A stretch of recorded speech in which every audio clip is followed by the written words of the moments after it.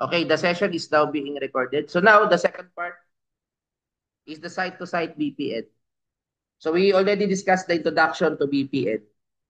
Alam na natin yung how to set up the VPN. So as a recall, kapag ikaw ay mag-set up, kumuha ka ng iyong option. Pwede ka mag-cloud-based. Kung cloud-based ka, si AWS or si Google Cloud, no? Po pwede. Pwede ka naman mag-home router kasi may mga built-in VPN yan. Or meron kang dedicated server. Pangalawa, you need to select your VPN protocol. Pinaka-popular nga si OpenVPN, si IPsec, no?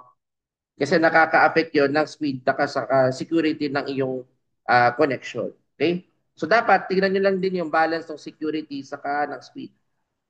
Kapag ikaw ay magpa-personal VPN setup. Then after that, setup, configure your server. So nandun yung mag-install ka ng software, mag-install ka ng VPN server application, yung nga yung OpenVPN yung popular. Tapos mga security certificate yung SSL. Tapos mag-configure ka ng mga firewall rules. Yung server's firewall mo is configured to allow VPN traffic. So dapat meron siyang gano'n na naka-allowed sa service na yon. Then check the connectivity of your VPN.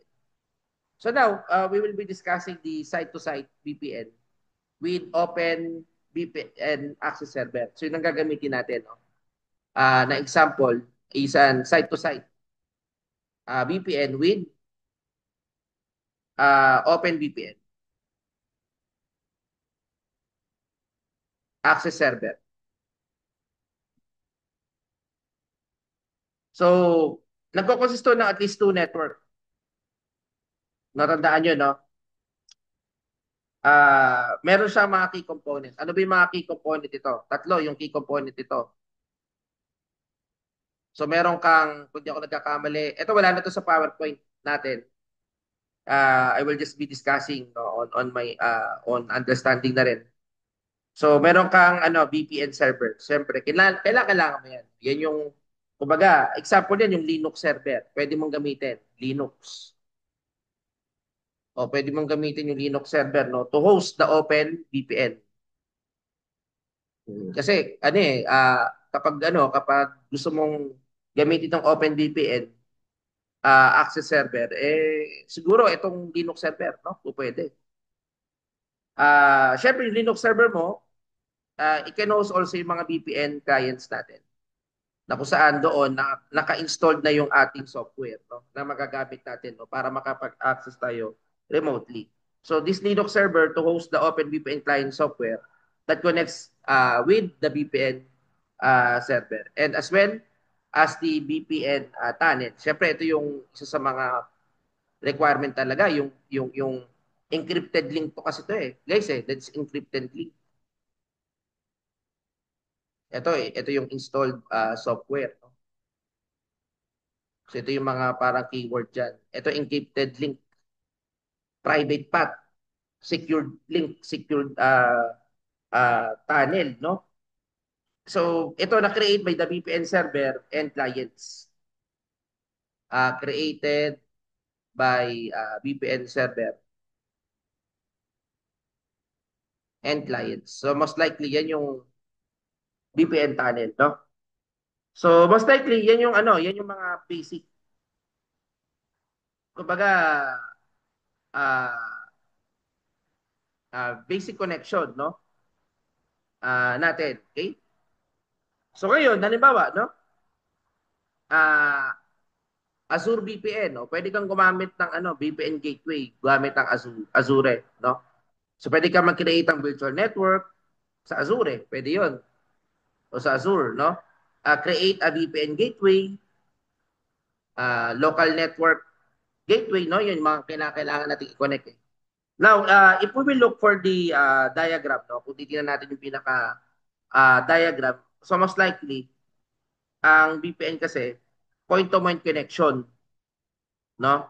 Private network through a public network such as the internet. So imagine nyo, no, kung wala kang VPN, wala tayong remote user with VPN client, no? So imagine kung ito yung ating let's say ito yung nagre-represent sa sa global connection. No, ito yung global connection. So magkakaroon ka ng VPN tunnel, special tunnel, no? So ito naka-VPN to. Sabihin naka-secured. Papunta sa VPN server mo. Ayan, no? Let's say this is the World Wide Web. This is the wide area network, no? The internet working. So connectado sa VPN server mo. Let's say ito yung small branch office mo. Oh, that is an example of